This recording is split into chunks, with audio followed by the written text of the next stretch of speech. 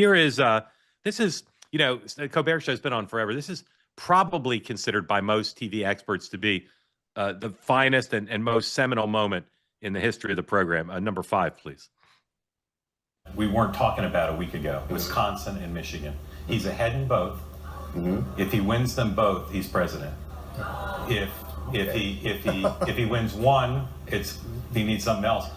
The Clinton campaign is saying you've got areas in both states. Madison is still not reported back. Ann Arbor is still not reported back. They're hoping that there are parts of those states when the vote comes in, they'll make them closer, and we could have some recounts. Okay. So Florida.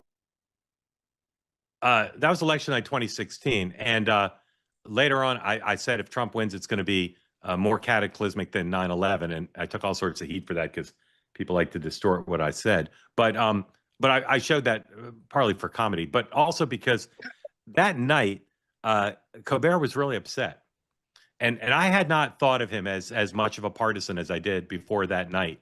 I thought of him as more of an equal opportunity comedian, but he was really upset that Trump won to the point where I felt bad for him, and so again, part of this, no doubt, is like most late night comics, he's against Trump. He's not neutral. He's not equal opportunity. I give Saturday Night Live credit. They made a lot of jokes about Joe Biden's mental acuity decline, but they're the exception. Now, this is another moment that was seminal for me with Colbert.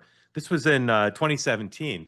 I happened to be at the White House that day, and I happened to be, I wasn't supposed to meet with the president, but I was called into the Oval Office to meet with the president right after he fired Jim Comey, because he wanted to ask me what I thought about his firing of Jim Comey. And that night, Colbert announced on his show, because it happened right around the time he was taping, that Comey had been fired. This is less about Colbert, although it's a little bit about Colbert, than it is about the late night audience. Okay, so in 2016, Comey was an enemy of the left because people correctly said he effectively cost Hillary Clinton the election. So he goes from 2016 investigating Hillary Clinton and completely violating FBI policy by Justice Department policy by the way he handled the email investigation, to a year later, 2017, he's a hero of the left because he goes to war with Trump. But the audience hadn't figured it out yet. So here's Stephen Colbert announcing the firing of Jim Comey. Number 1, please.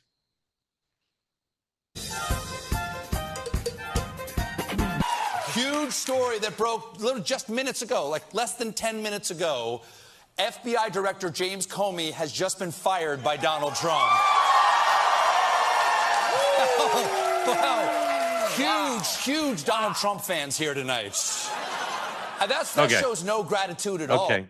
So the point is that Colbert knew his audience. He knew they were liberals. So he was confused by why they were cheering for the firing of Comey, because he knew that the home team, the blue team's position, should have been to boo the firing. And it's not just the studio audience. The audience for those shows is liberal. And this FEC and this president are just not going to tolerate media that they can try to intimidate or control that skews against them pretty heavily.